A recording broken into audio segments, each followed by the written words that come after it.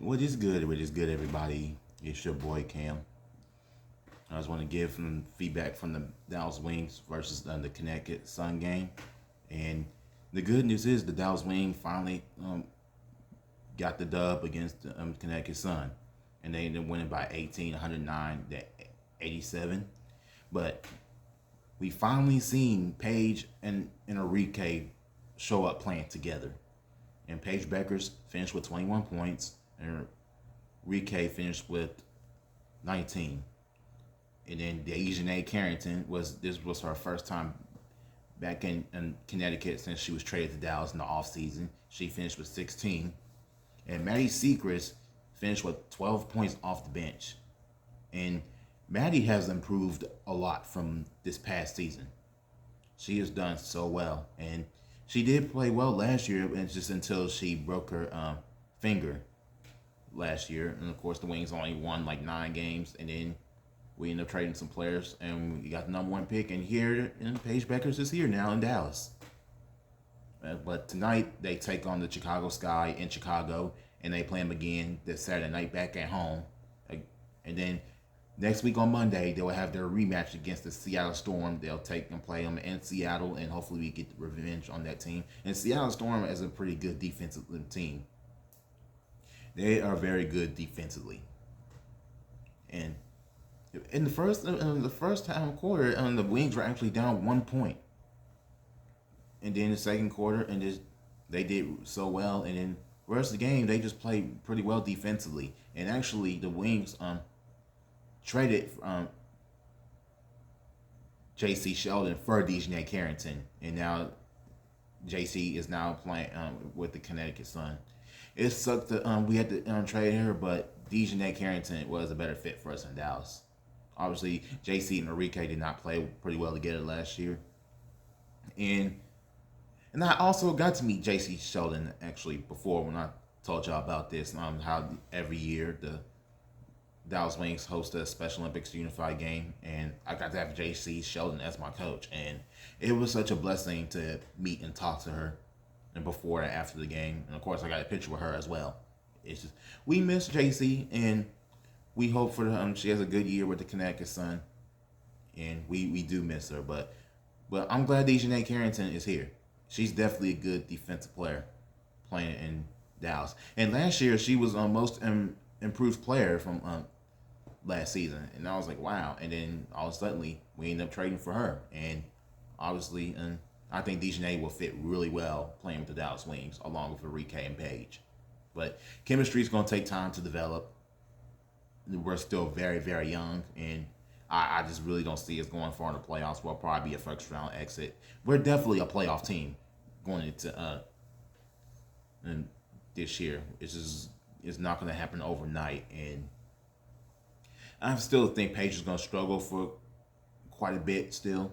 Her and Enrique playing together, but at least that Tuesday night they finally showed up playing together, and we keep playing like this, we're going to start winning some more games. But we had a pretty tough schedule to begin the season. We had to play the Minnesota Lynx twice already, and then we played the Atlanta Dream, and then we also had to play the Seattle Storm. And that's a tough schedule. But I am impressed that we us almost beating the Minnesota Lynx and Minnesota after we lost to them by 15 at our home court. That just shows that their Wings are just getting better and better. And I believe they will win tonight, and they'll win this Saturday against the Chicago Sky. And I expect a different game from the Wings going into Monday night against the Seattle Storm, even though we're on the road. I expect to see a lot better competition than it was the first time. No, they did pretty good. They almost beat them actually, but I think they'll have a good chance to beat the Seattle Storm this time. And they just can't afford to have any more bad quarters. That's why we've just been losing games, because we struggle. There's just one quarter that the Wings just struggle with the turnovers and everything. But I think we'll be fine. We're still definitely a playoff team going into this season, and I believe this Wings team will be a very good team in the future. And Anyway, but there's some other news I really want to talk about. What's going on in the WNBA, and Caitlin Clark has a quad injury, and she will be out for 2 weeks, which is very bumming for the Indiana Fever. Because like I said, I love Caitlin Clark. She's my second favorite player to watch outside of my favorite team, and I respect Caitlin so much. I get the type of privileges she has, and I just don't get why everybody got hate on her so much. I just don't get that. But I understand, but she makes the most money in the WNBA, and she's changed the game so much ever since she arrived. Like I said, like I compare her to Stephen Curry, like big time. I've been watching her play, and she has improved a lot from last year. She's shooting threes from logos now. I was like, yep, she's definitely Stephen Curry. And I believe that Caitlin will get a championship. I don't know what it'll be with the Fever, but if she doesn't get a ring for the next 7 or 8 years from now, she'll probably end up requesting a trade. Who knows what's going? But I think they're going to do everything to build around her. They're going to have to put more veterans around Caitlin Clark, and I think that's going to happen with the Dallas Wings. We'll probably get some good veterans on our team in the next 4-5 years from now. And I believe that the Fever are definitely going to be a stronger team this year with Caitlin Clark. And about the thing about Caitlin, and just, when I watched her against the Atlanta Dream, she did struggle. She did not make a single three.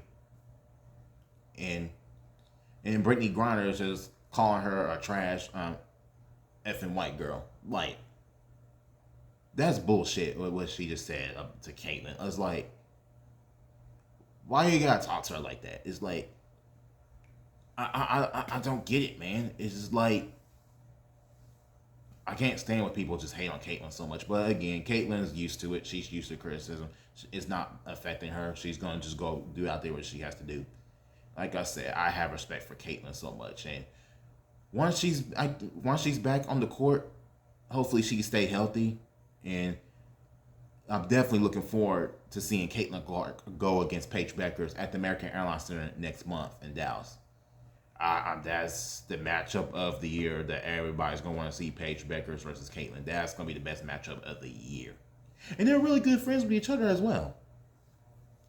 And I just think it's going to be the best game of the year for the Dallas Wings versus the Indiana Fever. But I can't stand Cheryl Swoops, what she says about Caitlin. It's like, she's definitely a big hater on Caitlin Clark. I don't know what the hell's wrong with her. I can't stand Cheryl Swoops, what she says about Caitlin. And then Nancy Lieberman and her friendship over freaking the Caitlin Clark conversation. It's just like, and of course Gilbert Arenas had to shut her down about the things she says about Caitlin and everything. It's just like, damn, man. It's like, I don't know, bro. It's just like, it is what it is. And then obviously different WNBA teams have moved to bigger arenas just because the Caitlin Clark effect. And once the Chicago Sky are supposed to take on the Indiana Fever again, and then they lowered down the price to $25 just because of that injury. And that game was supposed to be at the United Center, so I don't know if they'll change it back to the Chicago Sky's home original arena, but we'll see. But definitely can't wait to see her back on the court, and definitely like to see her grow into the league. Same thing with Paige. And Diana Taurasi thinks that she could be the best player in the WNBA. I think she could. I think she could be the best player in the future. And I believe Paige Bueckers will bring us a ring to Dallas in the future. And like the GM said, he promised he won't trade her and everything, but I don't know about that. Hopefully he doesn't, but we'll see. But right now, it's just focus on one season at a time and one game at a time. We just go from there. All right, so I do want to give an update about what's going on around the NBA. The Oklahoma City Thunder defeated the Minnesota Timberwolves in 5 games.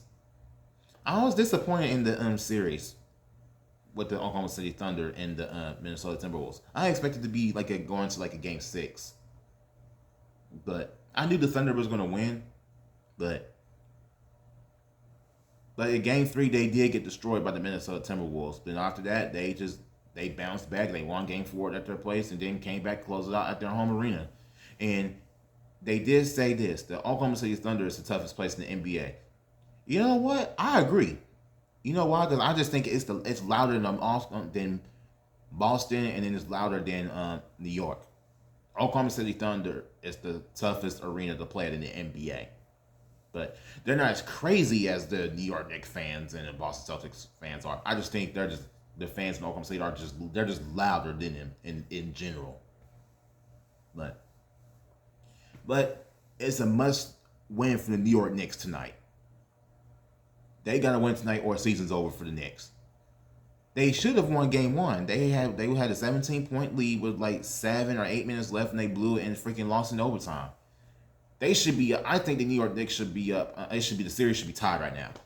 And then obviously New York would have won Game 5, and then probably close it out in 7 games. But who knows what's going to happen?